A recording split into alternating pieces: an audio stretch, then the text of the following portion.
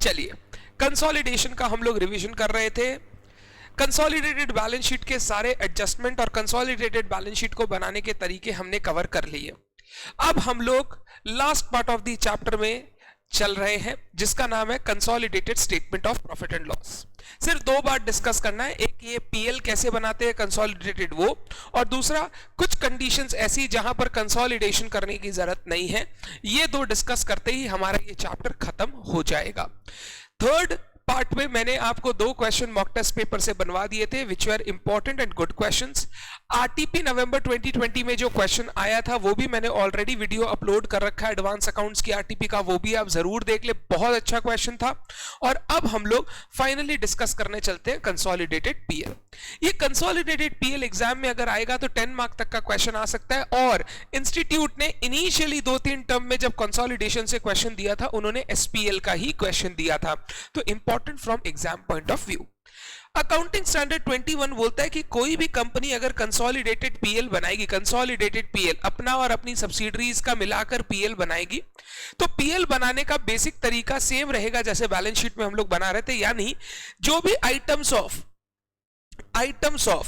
Income and expenses है, income and expenses है in standalone PL of holding and subsidiary, वो हम लोग सारे items line by line add करते जाएंगे।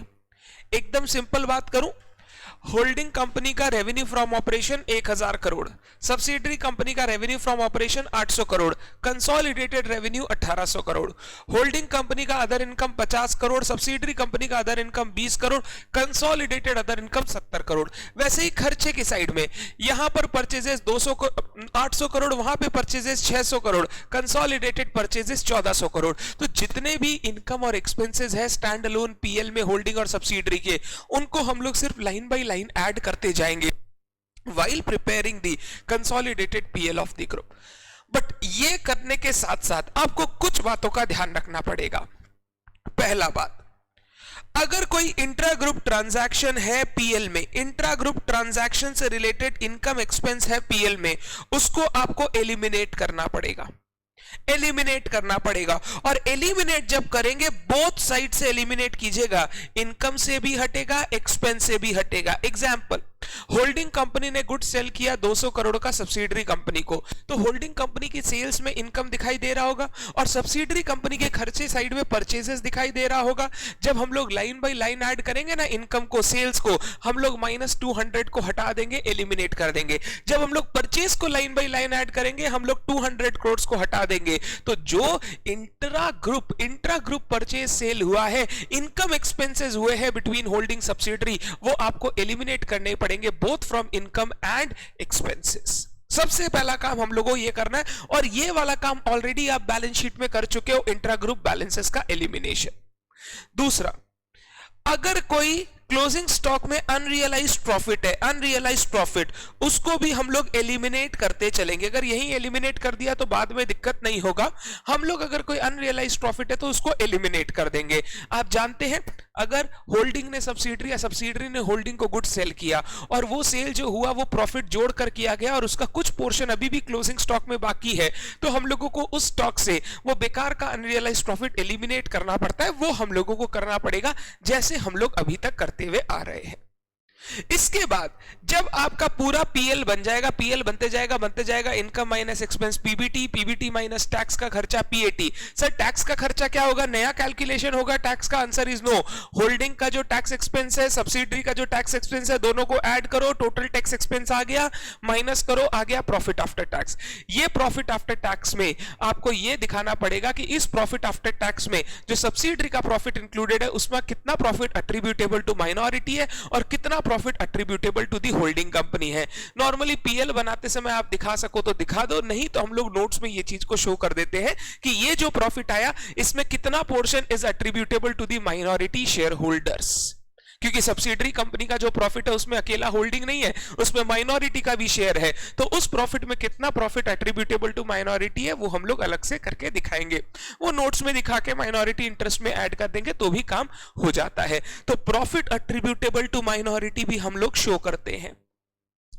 प्रॉफिट अट्रीब्यूटेबल टू माइनॉरिटी, और ये प्रॉफिट कौन सा वाला, किसका वाला, सब्सिडरी कंपनी वाला। होल्डिंग कंपनी के प्रॉफिट में माइनॉरिटी का कोई हिस्सा नहीं है, सब्सिडरी के शेयर होल्डर्स है तो उनका जो हिस्सा है वो हम लोगों को अलग करके दिखाना चाहिए। ये आप नोट्स टू अकाउंट्स में करके सीधा बैलेंस शीट में माइनॉरिटी इंटरेस्ट में ऐड कर देते हो।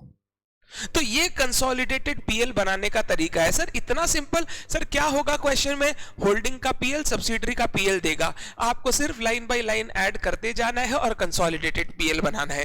दो चीज का ध्यान देना, इंट्रा ग्रुप ट्रांजैक्शन एलिमिनेट कर देना, अनरियलाइज्ड प्रॉफिट हो तो एलिमिनेट कर देना, बाद बाकी सारा काम नॉर्मल है। तो सर यहां पे complete, answer is yes complete. अब लास्ट पॉइंट जो डिस्कस करना है आपसे, एक्सक्लूजन फ्रॉम कंसोलिडेशन। कुछ कुछ केसेस में अकाउंटिंग स्टैंडर्ड 21 बोलता है कि आपको सब्सिडरी के फाइनेंशियल स्टेटमेंट कंसोलिडेट करने की जरूरत नहीं है। दो ऐसे केस दिए गए। पहला, अगर जो कंट्रोल आपने एक्वायर किया है वो कंट्रोल टेम्पररी है, आप जानते हो कि अभी नियर फ्यूचर में हम लोग इसको सेल करके खत्म कर देंगे, हम लोग इसको बिजनेस पर्पस के लिए, लॉन्ग टर्म पर्पस के लिए खरीद नहीं रहे हैं, कंट्रोल एक्वायर नहीं कर रहे हैं। अगर कंट्रोल टेम्पररी बेसिस के लिए एक्वायर किया है तो कंसोलिडेशन करने की जरूरत नहीं है। दूसरा, अगर सब्सिडरी कंपनी जिसका कंसोलिडेशन कर रहे हो फाइनेंशियल स्टेटमेंट, वो लॉन्ग टर्म रेस्ट्रिक्शन के अंडर ऑपरेट कर रही है।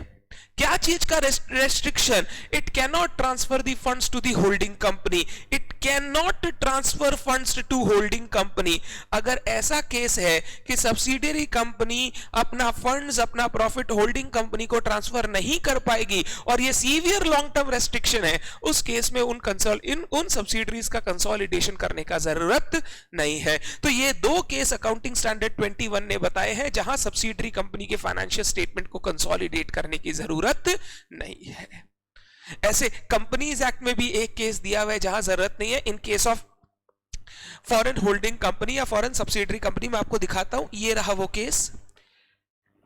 यहां पे दिया हुआ है कि अगर आपकी फुल्ली ओन्ड सब्सिडरी है, as per companies amendment rules 2016, preparation of consolidated financial statement is not required if it meets the following condition. It is a wholly owned subsidiary or partially owned subsidiary of another company and all its other member including those not otherwise entitled to vote having been intimated in writing and for which the proof of delivery is available do not object to the company on not presenting consolidated financial statement. अगर ये एक wholly owned subsidiary है या partly owned subsidiary है और किसी भी लोगों ने यहां पे ऑब्जेक्ट नहीं किया, शेयर होल्डर ने, कि कंसोलिडेशन की जरूरत नहीं है, and it is a company whose securities are not listed or not in the process of listing, listed नहीं होना चाहिए, and its ultimate or any intermediate holding company files consolidated financial statements with the registrar which are in compliance with applicable accounting standard. अगर intermediate या ultimate holding company ने file कर दिए हैं तो फिर आपको अलग से फाइल करने की जरूरत नहीं पड़ेगी। तो अगर आप एक होली ओन्ड सब्सिडरी या पार्टली ओन्ड सब्सिडरी कंपनी हो किसी की दूसरी कंपनी के, आपका भी कोई सब्सिडरी कंपनी है, तो आपको कंसोलिडेशन की जरूरत नहीं है। अगर अल्टीमेट होल्डिंग कंपनी या कोई भी इंटरमीडिएट होल्डिंग कंपनी ने कंसोलिडेटेड फाइनेंशियल स्टेटमेंट बनाकर प्रेजेंट कर दिए हैं तो सिंपल से x का y, y का z, y को बनाने का जरूरत नहीं है अगर x ने बना दिया है कंसोलिडेटेड फाइनेंशियल स्टेटमेंट्स। तो ये एक कंपनीज एक्ट के हिसाब से एक केस है जहां पर कंसोलिडेशन करने की जरूरत नहीं थी। आप लोग ज्यादा अच्छे से ये पढ़ सकते हो, सेक्शन 129 ऑफ कंपनीज एक्ट वगैरह में ये सारा चीज लिखा हुआ है, वहां पर ये सब करने की जरूरत नहीं है अगर आपका ये कंडीशंस फुलफिल होता है तो मेरा मेन जो मुद्दा था वो अकाउंटिंग स्टैंडर्ड 21 को लेके है। दो केस में कंसोलिडेशन करने की जरूरत नहीं। नंबर 1 अगर कंट्रोल टेम्पररी है, नंबर 2 अगर सब्सिडरी लॉन्ग टर्म रेस्ट्रिक्शन के अंदर ऑपरेट कर रहा है जिसके कारण वो फंड्स नहीं ट्रांसफर कर पाएगा होल्डिंग कंपनी को, तो वहां पर कंसोलिडेशन करने का जरूरत नहीं है। तो ये था आपका पूरा कंसोलिडेशन का चैप्टर जहां पे शुरू से एंड तक हमने कंसोलिडेटेड बैलेंस शीट और पीएल को डिस्कस कर लिया है। डन है क्या? इससे ज्यादा नॉर्मली कुछ करने की जरूरत नहीं है।